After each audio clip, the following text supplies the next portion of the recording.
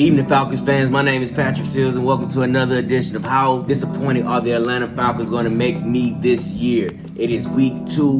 We just played the Tampa Bay Buccaneers. It is officially in the books, and the score of that game was 48-25.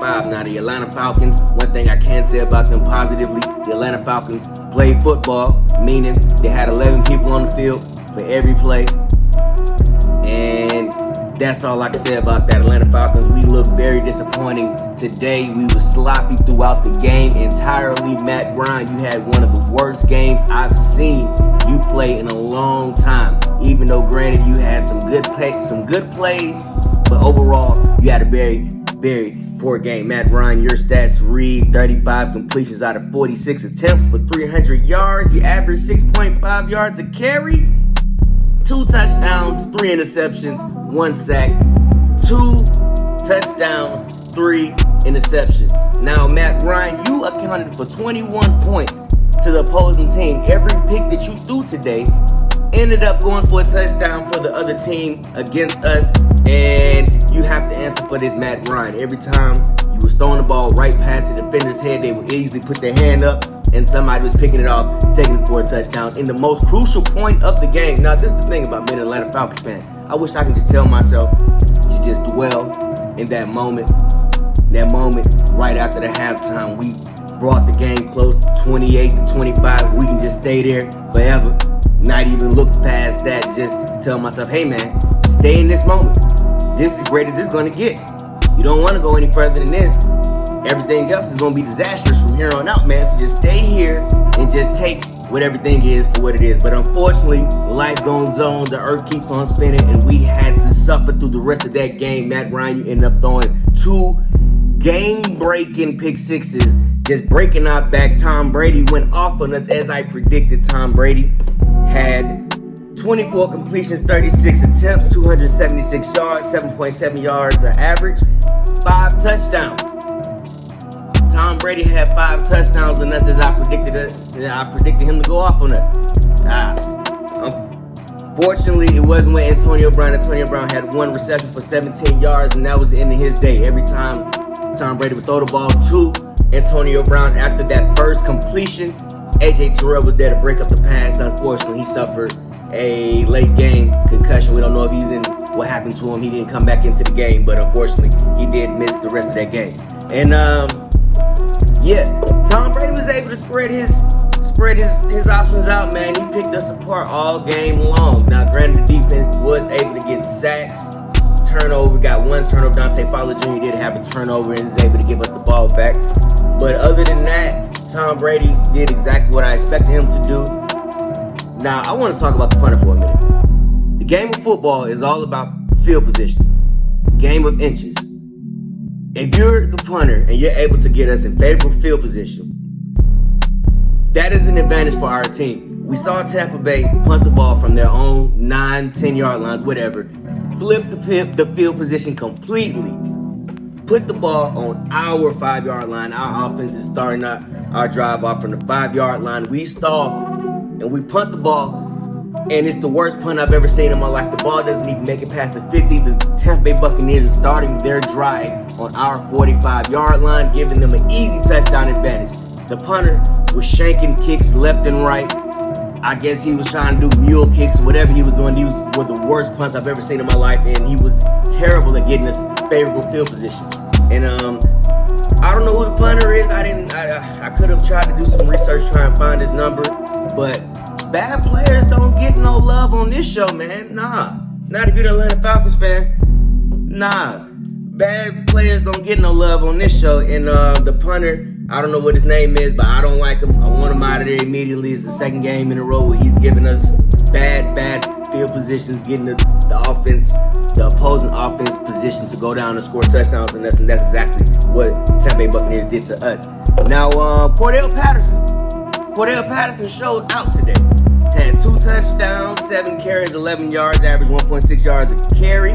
He also had 5 receptions for 58 yards, 11.6 yards a carry, and 1 touchdown. Cordell Patterson is easily the MVP of this game for me.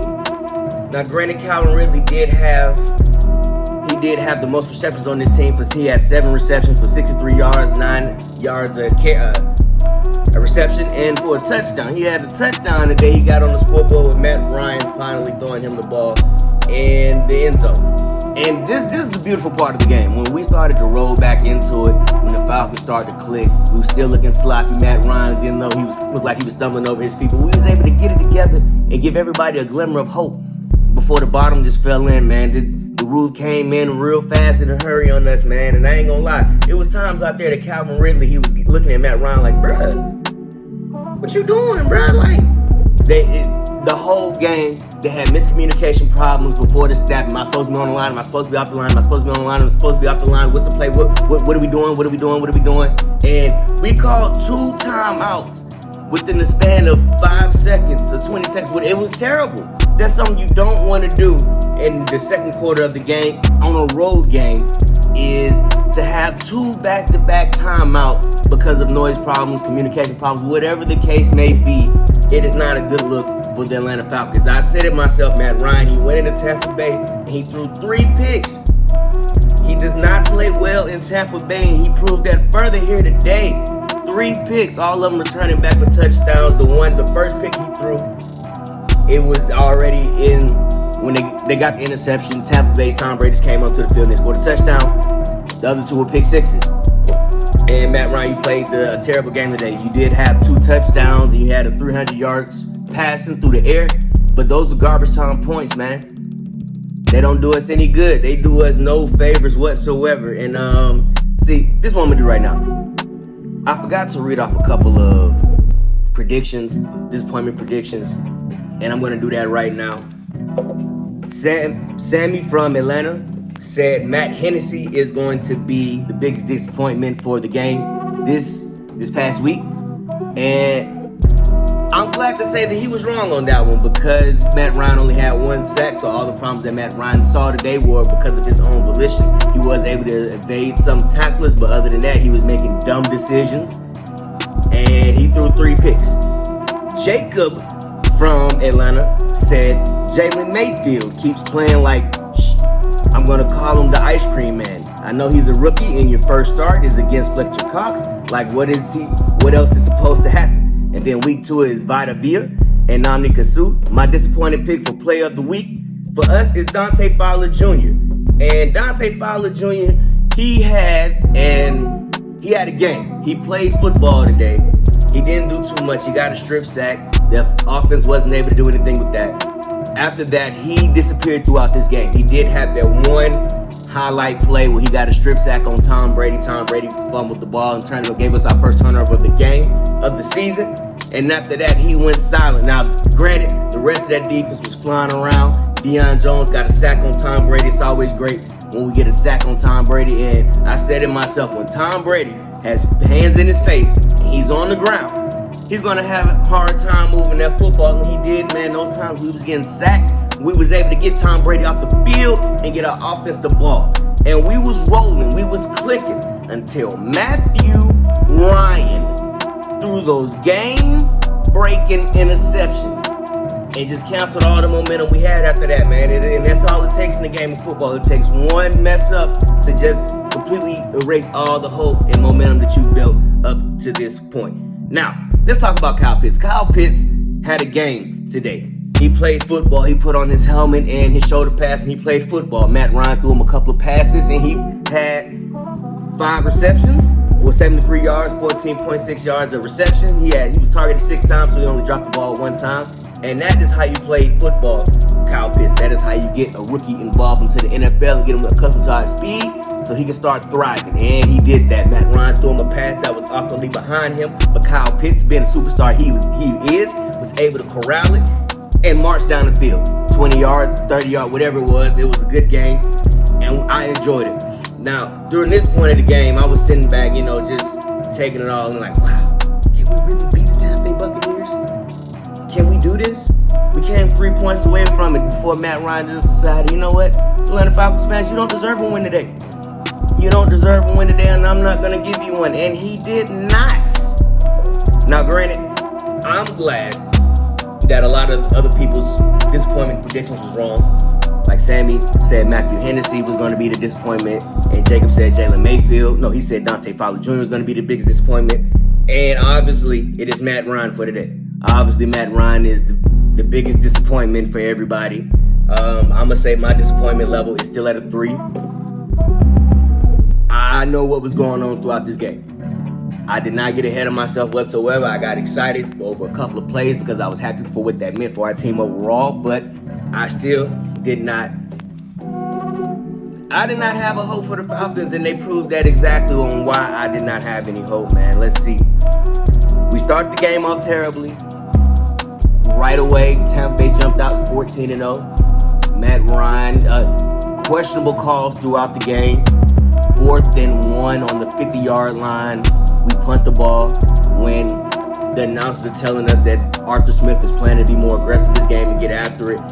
And the first situation, we get down to 4th down in neutral ground, we punt the ball. And then possession after that, we get a 4th and 4, and Matt Ryan decides to do a quarterback sneak. And of course, we didn't get it. And it didn't even look like that the team knew that it was going to be a quarterback sneak.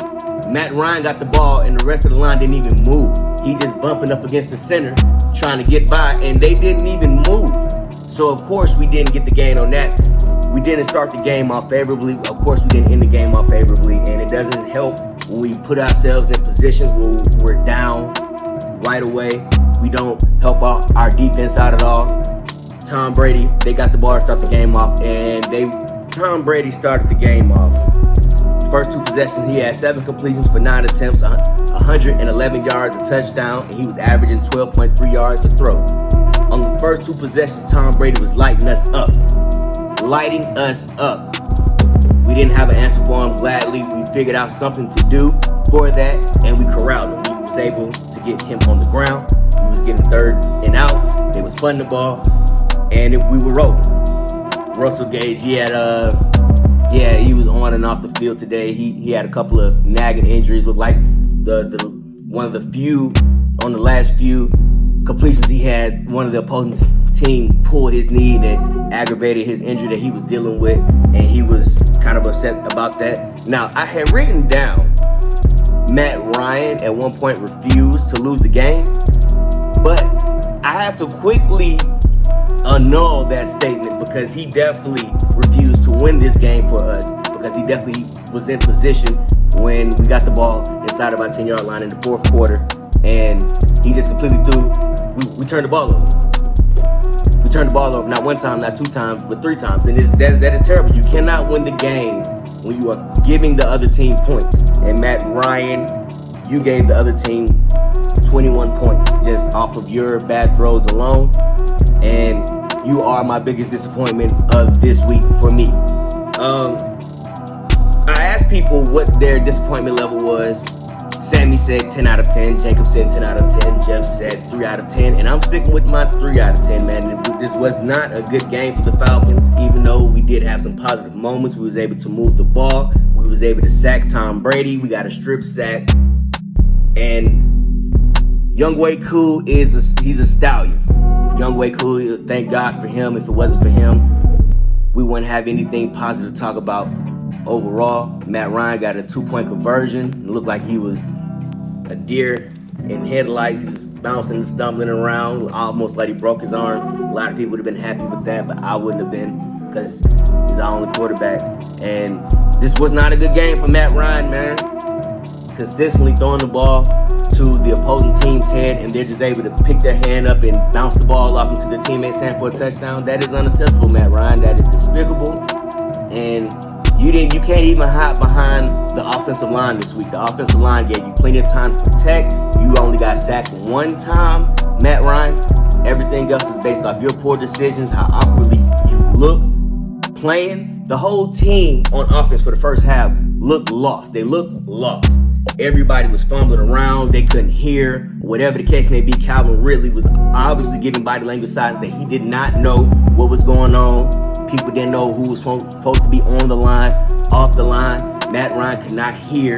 Like I said, he called 2 timeouts within 30 seconds. 2 back-to-back timeouts that should not be done in the back end of the first half. This was, granted, we did score touchdowns.